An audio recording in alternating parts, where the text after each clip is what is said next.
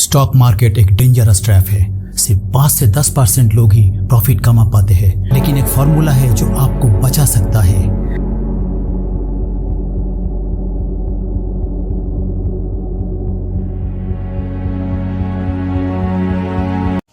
और अगर आप ये नहीं समझे तो नेक्स्ट मार्केट क्रैश में आपका पोर्टफोलियो पूरा डूब सकते हैं। तो आज हम क्या समझेंगे? आज हम देखेंगे कि इंडेक्स फंड क्या होती है, इंडेक्स फंड में कैसे निवेश करें और इंडेक्स फंड में निवेश करके म्यूचुअल फंड या स्टॉक से कैसे ज़्यादा रिटर्न कमाएं। और एक चीज़, जो लोग लास्ट तक वीडियो देखेंगे उनके लिए एक सरप्राइज है, तो स्किप मत कीजिए, पूरा देखिए वीडियो को। दोस्तों, बहुत सारे लोग स्टॉक मार्केट में इन्वेस्ट करते हैं, लेकिन खाली 5 से 10% लोग की स्टॉक मार्केट में प्रॉफिटेबल होते हैं। क्यों? क्योंकि ये लोग बिना सोच समझकर खाली टिप्स पे या बिना जानकर किसी स्टॉक में या म्यूचुअल फंड में पैसा डाल देते हैं। तो उससे बेहतर तो इंडेक्स फंड है। मेरा पिताजी का एक रिटायर्ड दोस्त थे, मिश्रा जी। उन्होंने रिटायरमेंट के बाद 25 लाख रुपए स्टॉक मार्केट में लगाया, लेकिन हर बार नया नया स्टॉक खरीदते रहे। आखिर में पोर्टफोलियो सिर्फ 18 लाख का बच गया। अगर वही पैसा उन्होंने एक सिंपल इंडेक्स फंड में लगा दिया होते तो सिर्फ 10 साल में 50 लाख से ज़्यादा का पोर्टफोलियो होते। तो आज हम समझेंगे कि इंडेक्स फंड क्या है, कैसे काम करता है और कैसे आप बिना किसी स्टॉक पिकिंग के पैसा कमा सकते हैं। दोस्तों, आज में एक अलग ट्रेंड चल रहा है बाजार में कि म्यूचुअल फंड सही है। कैंपेन से लोग अट्रैक्ट होते हैं, लेकिन उन्हें यह नहीं पता है कि ज़्यादा actively manage mutual funds market को ही बीट नहीं कर पाते।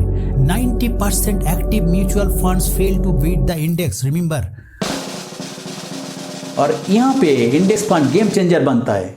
Let me introduce to my student, Dr. Revanth Reddy, a young doctor earning well but had zero time to track the stock market. He asked me, "Sir, how do I invest without stress?" I told him, "Revanth, invest in an index fund and forget about stock selection."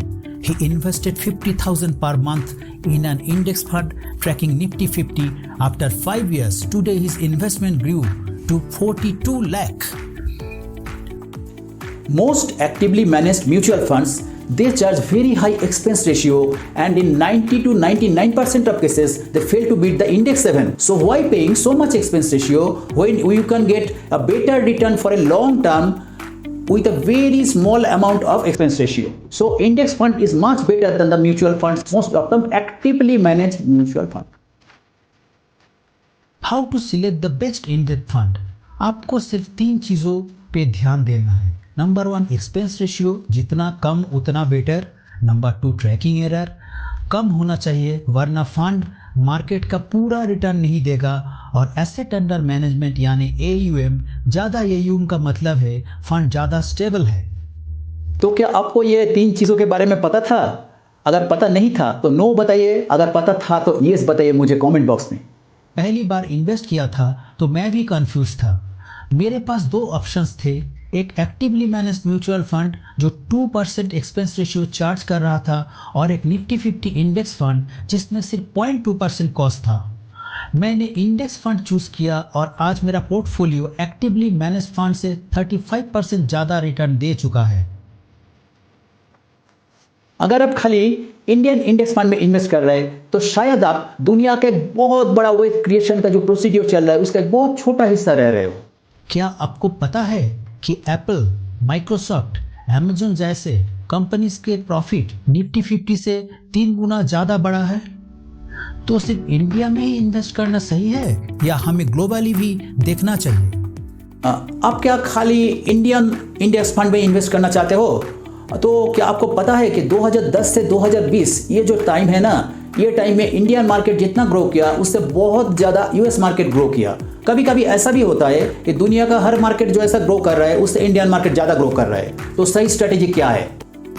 अगर आप अपना individual detail investment strategy जानना चाहते हो तो मेरा WhatsApp number और email ID पे कांटेक्ट कीजिए, और नीचे डिस्क्रिप्शन बॉक्स में जो गूगल फॉर्म है उसको फिल अप करके भेज दीजिए। मैं कोशिश करूंगा हेल्प करने के लिए। सक्सेसफुल इन्वेस्टर्स जो लोग इंडेक्स फंड में इन्वेस्ट करते हैं वो एक चीज़ फॉलो करते हैं कि 70% पैसा वो इंडिया में डालते हैं और बाकी 30% वो डाइवर्सिफिकेशन के लिए पूरा ग्लोबल जो इंडेक्स फंड है उसमें डाल देते हैं। चलिए एक रियल लाइफ एग्जांपल से समझते हैं। A few years back, in 2020, I was investing only in Nifty 50 index funds, but I noticed something. While my portfolio was growing steadily, my friend in the US had almost double the returns. I researched and found that US market giants like Apple, Microsoft, and Tesla were growing at a massive pace. That's when I started investing in S&P 500 index fund from India. Today my index fund portfolio is highly diversified and I don't care about underperformance of a particular country.